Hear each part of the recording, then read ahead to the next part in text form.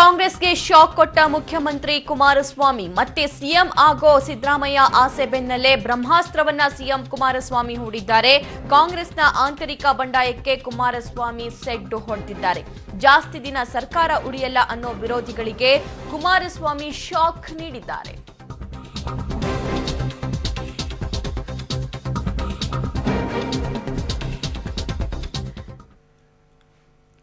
ರೈತರ ಖಾಸಗಿ ಸಾಲ ಮನ್ನಾ ಮೂಲಕ ಎಚ್ಡಿಕೆ ಹೊಸ ಅಸ್ತ್ರವನ್ನ ಪ್ರಯೋಗಿಸಿದ್ದಾರೆ.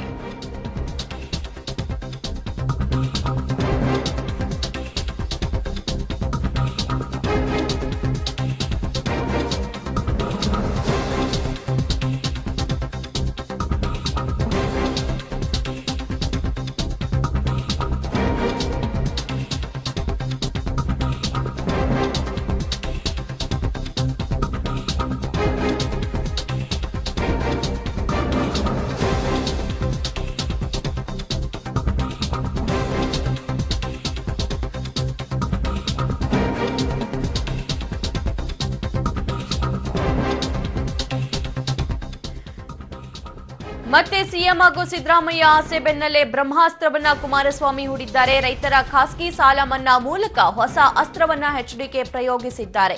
ಖಾಸಗಿ ಸಾಲ ಮನ್ನಾ ಸುಗ್ರೀವಾಜ್ಞೆಗೆ ರಾಷ್ಟ್ರಪತಿಗಳ ಅಂಕಿತ ಹಾಕುವುದು ಅನಿವಾರ್ಯವಾಗಿದೆ.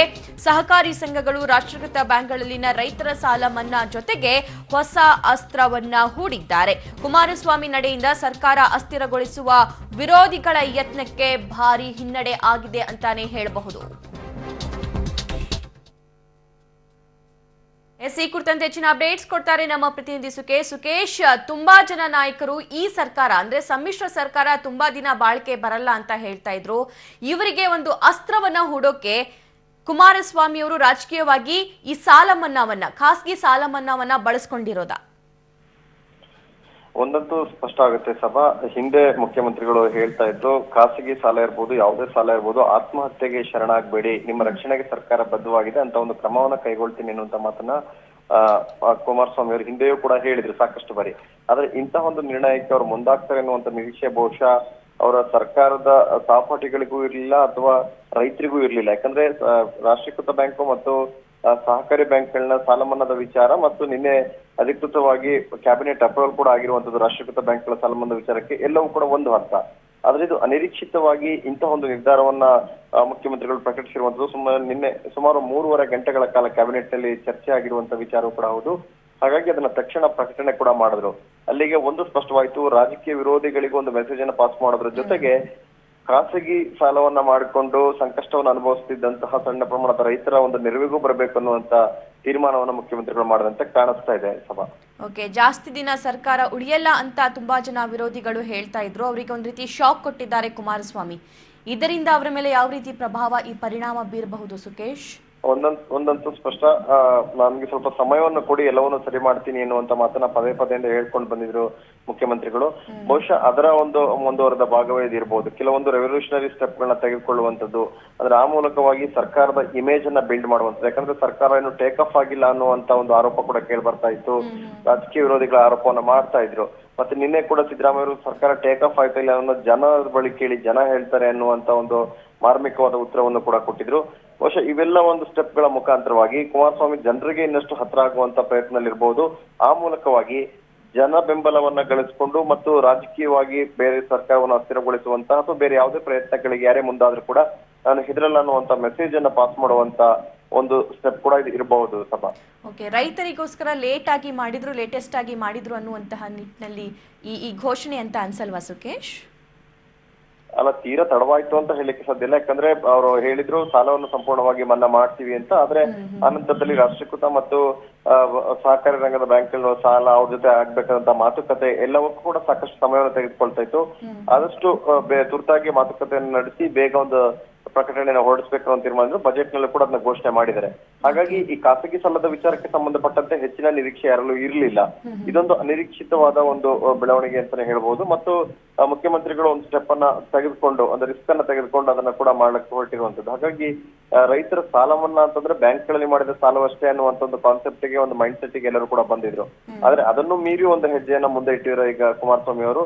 ಅದು ಮುಂದಿನ ದಿನಗಳಲ್ಲಿ ಯಾವ ರೀತಿ ಅವರಿಗೆ ಹೆಲ್ಪ್ ಆಗಬಹುದು ಅನ್ನುವಂಥದ್ದು ಕೂಡ ಆಗಿರುವಂತ ಕುತೂಹಲ. ಜೆಡಿಎಸ್ನ ವರಿಷ್ಠರು ಒಳಗೊಂಡಂತೆ ಕಾಂಗ್ರೆಸ್ನ ಪ್ರಭಾವಿ ನಾಯಕರೆಲ್ಲರೂ ಹೇಳ್ತಾ ಇದ್ರು ಲೋಕಸಭಾ ಎಲೆಕ್ಷನ್ ವರೆಗೂ ಮಾತ್ರ ಈ ಮೈತ್ರಿ ಇರುತ್ತೆ ಅನ್ನುವಂತಹ ಒಂದು ಮನಸ್ಥಿತಿ ಅವರದ್ದಿತ್ತು. ಬಟ್ ಈ ಸಾಲ ಮನ್ನಾ ಏನಿದೆ ಅದು ಇದನ್ನ ಫ್ಲಾಪ್ ಮಾಡಬಹುದಾ? ಅಂದ್ರೆ ಇನ್ನು ಹೆಚ್ಚಿಗೆ ದಿನ ಸರ್ಕಾರ ಹೋಗೋ ರೀತಿ ಏನಾದ್ರೂ ಮಾಡಬಹುದಾ ಸುಕೇಶ್?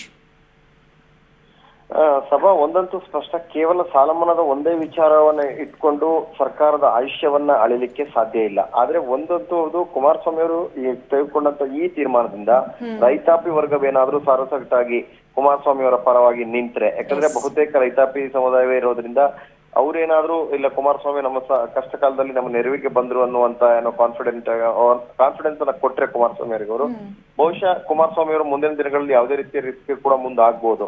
ಆದ್ರೆ ಇದೊಂದೇ ವಿಚಾರ ಕುಮಾರಸ್ವಾಮಿ ಅವರ ಒಂದು ಸರ್ಕಾರಕ್ಕೆ ಎಲ್ಲಾ ರೀತಿಯ ಇಮೇಜ್ ಅನ್ನ ತಂದು ಕೊಡುತ್ತೆ ಅನ್ನುವಂಥದ್ದು, ಅಥವಾ ರೈತರು ಸರಸಗಟಾಗಿ ಒಂದು ಕಡೆ ನಿಲ್ತಾರೆ ಅಂತ ಈಗಲೇ ಪ್ರೆಡಿಕ್ಟ್ ಮಾಡಕ್ ಸಾಧ್ಯ ಇಲ್ಲ. ಆದ್ರೆ ಲೋಕಸಭೆ ಚುನಾವಣೆ ನಂತರದಲ್ಲಿ ಬರ್ತಕ್ಕಂತ ರಾಜಕೀಯ ಬೆಳವಣಿಗೆಗಳು ಯಾವ ರೀತಿ ಇರುತ್ತೆ ಅನ್ನುವಂಥದ್ದು ಕೂಡ ಕುತೂಹಲಕಾರಿ ವಿಚಾರನೆ. ಹಾಗಾಗಿ ಲೋಕಸಭೆ ಚುನಾವಣೆಯ ನಂತರದಲ್ಲಿ ಕಾಂಗ್ರೆಸ್ ಬಿಜೆಪಿನೋ ಆ ಸೋಲು ಗೆಲುವು ಕೂಡ ಸ್ವಲ್ಪ ಮಟ್ಟಿಗಿನ ಪರಿಣಾಮವನ್ನು ಸರ್ಕಾರದ ಮೇಲೆ ಬೀರಬಹುದು.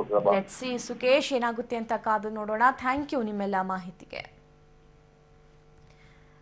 ಇನ್ನು ಯಾರ್ಯಾರ ಸಾಲ ಮನ್ನಾ ಆಗುತ್ತೆ ಅನ್ನುವಂತಹ ಪಾಯಿಂಟ್ಸ್ ನಿಮ್ಮ ಸ್ಕ್ರೀನ್ ಮೇಲೆ ಬರ್ತಾ ಇದೆ ವೀಕ್ಷಕರೇ. ಖಾಸಗಿ ಲೇವಾದೇವಿಗಾರರು, ಹಣಕಾಸು ಸಂಸ್ಥೆಗಳು, ಗಿರವಿದಾರರಿಂದ ಪಡೆದಿರುವಂತಹ ಸಾಲ ಮನ್ನಾ ಆಗುತ್ತೆ.